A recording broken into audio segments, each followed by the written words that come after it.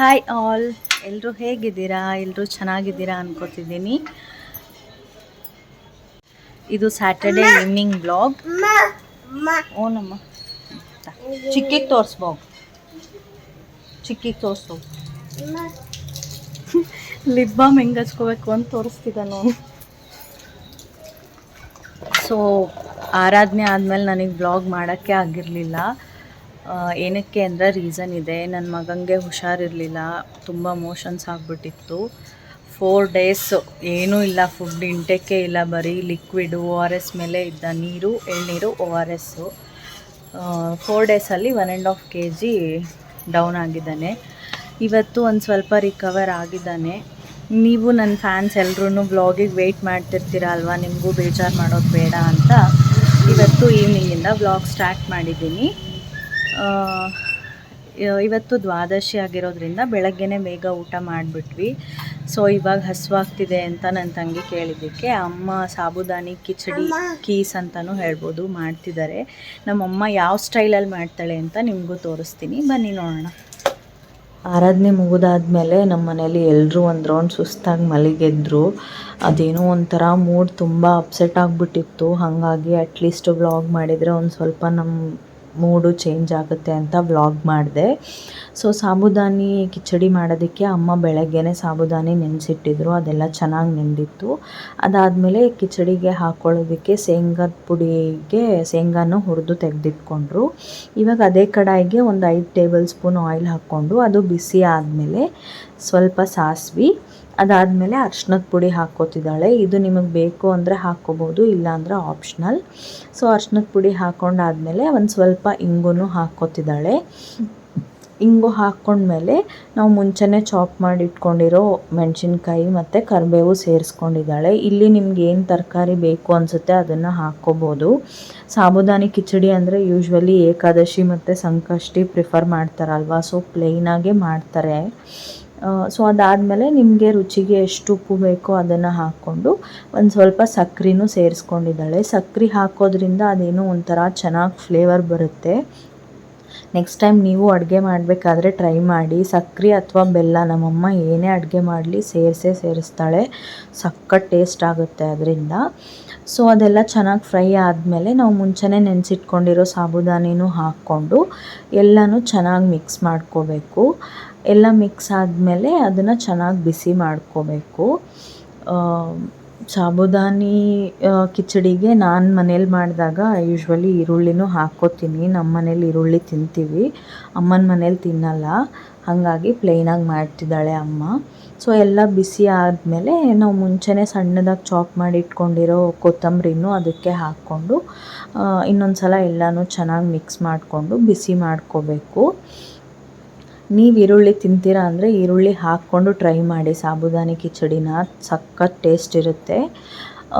ಏಕಾದಶಿ ಸಂಕಷ್ಟಿ ಈ ಥರ ದಿವಸದಲ್ಲಿ ಮಾಡ್ತಿದ್ರೆ ಈ ಥರ ಪ್ಲೇನಾಗೂ ಮಾಡಿ, ನಿಜ ಸಖತ್ ಟೇಸ್ಟ್ ಆಗಿತ್ತು. ಸೊ ನೋಡ್ತಿದ್ದೀರಲ್ಲ, ಕೊತ್ತಂಬರಿ ಆ್ಯಡ್ ಮಾಡ್ಕೊಂಡ್ಮೇಲೆ ಇದನ್ನು ಚೆನ್ನಾಗಿ ಬಿಸಿ ಮಾಡ್ಕೋಬೇಕು. ಇದು ಆ್ಯಕ್ಚುಲಿ ಸಾಬುದಾನಿ ಬ್ಯಾಂಗ್ಳೂರಿಂದ ತಂದಿರೋದು. ಅಮ್ಮಂಗೆ ಇಲ್ಲಿ ಮಂತ್ರಾಲಯದಲ್ಲಿ ಅದೇನೋ ಫಟಾಫಟ್ ಅಂತ ಸಿಗುತ್ತಂತೆ, ಅದು ಚೆನ್ನಾಗಾಗಲ್ಲ ಟೇಸ್ಟು ಅಂತ ಹೇಳ್ತಿದ್ಲು. ಅದಕ್ಕೆ ನಾವು ಬರಬೇಕಾದ್ರೆ ತೊಗೊಂಬಂದಿದ್ವಿ. ಇದು ಚೆನ್ನಾಗಿ ಟೇಸ್ಟ್ ಆಗುತ್ತೆ ಅಂತ ಹೇಳ್ತಿರ್ತಾಳೆ ಯಾವಾಗೂ. ಸೊ ಇದೆಲ್ಲ ಕೊತ್ತಂಬರಿ ಎಲ್ಲ ಹಾಕ್ಕೊಂಡು ಬಿಸಿ ಮಾಡ್ಕೊಂಡಾದಮೇಲೆ ಇದಕ್ಕೆ ನಾವು ಮುಂಚೆನೇ ಹುರಿದಿಟ್ಕೊಂಡಿದ್ವಲ್ಲ ಶೇಂಗಾ, ಅದನ್ನು ಪೌಡರ್ ಮಾಡಿಕೊಂಡು ಇದಕ್ಕೆ ಆ್ಯಡ್ ಮಾಡ್ಕೋಬೇಕು. ಸೊ ಇವಾಗ ಅದನ್ನು ಮಾಡ್ತಿದ್ದಾಳೆ ನೋಡಿ, ಶೇಂಗಾದ ಪುಡಿನೂ ಹಾಕ್ಕೋತಿದ್ದಾಳೆ. ಕಿಚಡಿಗೆ ಮೇಯ್ನ್ ಟೇಸ್ಟ್ ಆಗೋದೇ ಈ ಶೇಂಗಾದ ಪುಡಿ, ಇದನ್ನು ಮಾತ್ರ ಮಿಸ್ ಮಾಡಬೇಡಿ. ನೀವೇನು ತರಕಾರಿ ಹಾಕ್ಕೊಂಡಿಲ್ಲ ಅಂದರೂ ಪರವಾಗಿಲ್ಲ, ಶೇಂಗಾದ ಪುಡಿ ಮಾತ್ರ ಹಾಕ್ಕೊಳ್ಳೇಬೇಕು.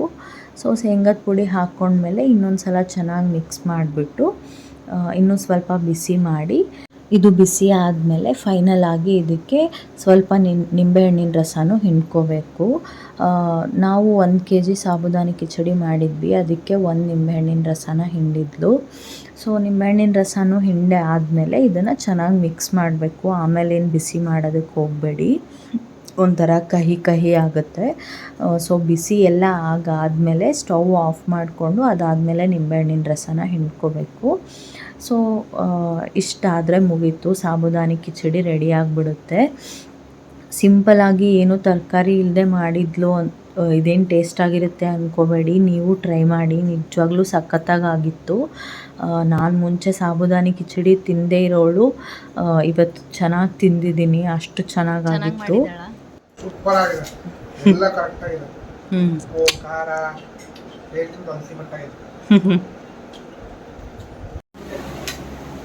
ಹೆಂಗಾಗೈತೆ ಸುಜ್ಜು? ಇವಳ ಫೇವ್ರೆಟ್ ಸಾಬುದಾನಿ ಕಿಚಡಿ. ಚಲೋ ಆಗ್ಯದ. ನಾವು ನಮ್ಮ ಮನ್ಯಾಗ ಮಾಡ್ಕೊಂಡ್ರೆ ಈರುಳ್ಳಿ ಹಾಕ್ಕೊಂಡು ಮಾಡ್ಕೋತೀವಿ, ಇನ್ನ ಸೂಪರ್ ಇರ್ತದ. ನಮ್ಮ ಅಮ್ಮ ಅವ್ರ ಮನ್ಯಾಗ ಈರುಳ್ಳಿ ತಿನ್ನಲ್ಲ.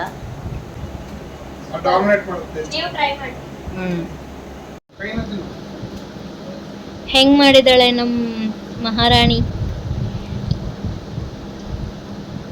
ಓಹೋ, ನಿಮ್ಮ ಸ್ಟೈಲಾಗಿ ರಿವ್ಯೂ ಕೊಡ್ತೀವಿ. ಓಕೆ ಓಕೆ, ಸೂಪರ್ ಆಗದ, ಅಲ್ಟಿಮೇಟ್ ಟೇಸ್ಟ್. ನಂಗೆ ಮಾಡೋದು ನೋಡ್ಬೇಕಾದ್ರೇನೆ ಬಾಯಾಗ ನೀರು ಬರ್ತಿತ್ತು. ನಾ ಸಣ್ಣವಳಿದ್ದಾಗ ಇದನ್ನ ತಿಂತಾನೆ ಇದ್ದಿಲ್ಲ, ನಂಗೆ ಯಾಕೋ ಇಷ್ಟ ಆಗ್ತಿದ್ದಿಲ್ಲ ಇದು. ಹೌದಾ? ಬಟ್ ಇವಾಗ ಮಸ್ತ್ ಆಗತ್ತೆ. ಇತ್ತೀಚೆಗೆ ತಿಂತೀನಿ, ಬಟ್ ಇದು ಇನ್ನೂ ಮಸ್ತ್ ಆಗತ್ತೆ. ಪ್ಲೈನ್ ಅಂದ್ರೆ ಈರುಳ್ಳಿ ಇಲ್ಲದೆ ಮಾಡಿದ್ರು ಈ ಫ್ಲೇವರ್ ಬರೋ ಥರ ಮಾಡೋದು ಒಂದು ಕಳೆ ಅದು ಲಾಸ್ಟ್ ಬ್ಲಾಗ್ ಡಿಸ್ಕಷನ್ ಆಯ್ತು. ಅದು ಅದಕ್ಕೆ ಕಲೆ. ಓಕೆ, ಕಲೆ ಫಿಕ್ಸ್. ಇವಾಗ ಕರೆಕ್ಟ್ ಮಾಡ್ಕೊಂಡಿನಿ. ಕಲೆ ಮಸ್ತ್ ಆಗದ, ಟ್ರೈ ಮಾಡ್ರಿ ನೀವು. ಪ್ಲೈನ್ ಆಗಿ ಬಡಾನ ಆಗ್ಬಿಡ್ತದ, ಸಖತ್ ಟೇಸ್ಟ್.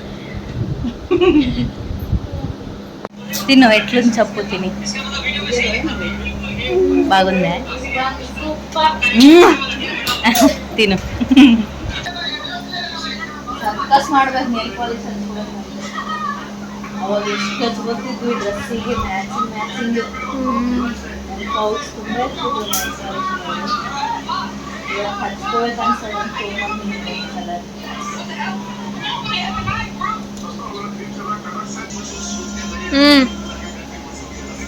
ಎಲ್ಲ ಫಿಂಗರ್ಸಿಗೆ ಹಚ್ಕೊಂಡ್ಮೇಲೆ ತೋರಿಸ್ತಿದ್ದೀನಿ. ಮೋಸ್ಟ್ ಆಫ್ ನಾನು ಮೈಸೂರಾಗ ಓದ್ಬೇಕಾದ್ರೆ ಬ್ಲ್ಯಾಕೇ ಹಚ್ಕೊಂತಿದ್ದೆ. ತಡಿಯೋ, ಅಯ್ಯೋ ಏ ಹುಡುಗ ಡಿಂಗ್ರಿ ನೋಡಿ. Super super. ಹೆಂಗಲ್ಲ? ಅಯ್ಯಯ್ಯ ಚಲೋ ಇಲ್ಲ, ಅಯ್ಯಯ್ಯ ಅಂತಲ್ಲ ಬಿಡು. ಒಂದೆರಡು ಬಟ್ಟವ ಹಚ್ಕೋತೀನಿ, ಕೈಯೆಲ್ಲ ಮಾಡ್ಬಿಟ್ಟ. ಅವಾಗೆ ಹಿಂಗಿರ್ತದ ಪರಿಸ್ಥಿತಿ ಆಫ್ಟರ್ ಬಿಕಮಿಂಗ್ ಮಾಮ್. ಇಲ್ಲೆಲ್ಲ ಹಚ್ಬಿಟ್ಟ. So sad. ನನ್ನ ತಂಗಿ ಹೇಳಿದ್ಲ, ಅವ್ನು ಮಲ್ಕೊಂಡ್ಮೇಲೆ ಹಚ್ಕೊ ನೀಟಾಗಿ ಅಂತ. ಕೇಳಲಿಲ್ಲ. ತೊಗೊಂಬಂದಿನಿ, ಕ್ಯೂರಿಯಾಸಿಟಿ ಹಚ್ಕೋತೀನಿ.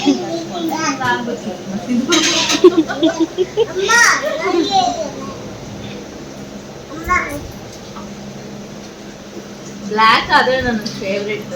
ಇದು ಒಂಥರ ಯಾವ ಕಲರ್? ಮೆರೂನು ಬ್ಲ್ಯಾಕ್ ಎರಡು ಮಿಕ್ಸ್ ಅದ. ಇದು ಬಿಡು ಕೂಸು, ಪ್ಲೀಸ್. ಒಣಗಿಲ್ಲ ದಿನ. ಓಕೆ, ಮತ್ತೆ ಆಮೇಲೆ ಬ್ಲಾಗ್ ಕಂಟಿನ್ಯೂ ಮಾಡ್ತೀನಿ. ಮಸ್ತ್ ಅದ. ಯೂಶ್ವಲಿ ನಂಗೆ ಮಿಂಚಿರೋದು ಇಷ್ಟ ಆಗಲ್ಲ, ಡಿಸೆಂಟಾಗಿ ಚಲೋ ಅದಲ್ಲ.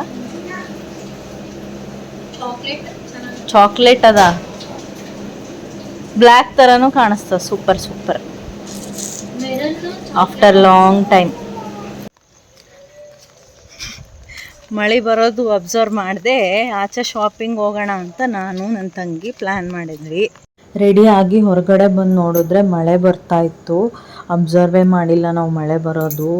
ಎಲ್ಲ ಪ್ಲ್ಯಾನ್ ಫ್ಲಾಪ್ ಆಗೋಯ್ತು. ಶಾಪಿಂಗ್ ಅಂದರೆ ಏನು ತುಂಬ ಇದ್ದಿಲ್ಲ. ನನ್ನ ತಂಗಿ ಬಳೆ ಹಾಕ್ಸ್ಕೋಬೇಕಿತ್ತು ಅಂತ ಹೇಳ್ತಿದ್ಲು. ಅದಾದಮೇಲೆ ನಾನು ಹೇಳಿದ್ನಲ್ಲ ಲಾಸ್ಟ್ ವ್ಲಾಗಲ್ಲಿ, ತೋರಣ ತೊಗೋಬೇಕು ಮನೆಗೆ ಅಂತ. ಅದನ್ನು ನೋಡೋಣ ಅಂದ್ಕೊಂಡೆ. ಏನಕ್ಕೆ ಹೊರಗೆ ಹೋಗೋ ಪ್ಲ್ಯಾನ್ ಮಾಡಿದ್ವಿ ಅಂದರೆ, ನನ್ನ ಮಗನಿಗೆ ಮೋಷನ್ಸ್ ಆದಾಗಿಂದ ಮನೇಲೇ ಇದ್ದು ಅವನೊಂಥರ ಹಠ ಮಾಡ್ತಿದ್ದ ತುಂಬ. ಆಚೆ ಕರ್ಕೊಂಡು ಹೋಗಬೇಕಿತ್ತು ಅವನಿಗೆ. ಸೊ ಅವನಿಗೂ ಫ್ರೆಶ್ ಅನಿಸುತ್ತೆ ಅಂತ ಹೋಗೋ ಪ್ಲ್ಯಾನ್ ಮಾಡಿದ್ವಿ. ಬಟ್ ಅದೇನೂ ಆಗಲಿಲ್ಲ, ರೈನಿಂದ ಎಲ್ಲ ಫ್ಲಾಪ್ ಆಗಿಬಿಡ್ತು. ಇನ್ನು ಅವನ್ನ ರೆಡಿ ಮಾಡಿದ್ನಲ್ಲ, ತುಂಬ ಹಠ ಮಾಡ್ತಿದ್ದ ಹೊರಗಡೆ ಹೋಗೋಣ ಅಂತ.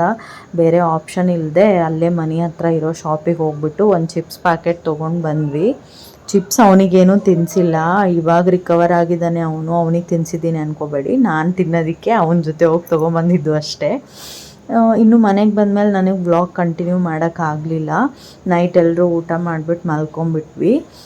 ಆಮೇಲೆ ಇನ್ನೊಂದು ಸಾಬುದಾನಿ ಕೀಸ್ ಮಾತ್ರ ಸಖತ್ತಾಗಿತ್ತು, ಪ್ಲೈನ್ ಆದ್ರೂ ತುಂಬ ಟೇಸ್ಟಿ ಆಗಿತ್ತು. ನೀವು ಟ್ರೈ ಮಾಡಿ. ಇವತ್ತಿನ ವ್ಲಾಗ್ ಇಷ್ಟೇ, ಮತ್ತೆ ನೆಕ್ಸ್ಟ್ ವ್ಲಾಗಲ್ಲಿ ಸಿಗ್ತೀನಿ, ಅಲ್ಲಿವರೆಗೂ ವೆಯ್ಟ್ ಮಾಡ್ತೀರಿ. ಬಾಯ್ ಬಾಯ್.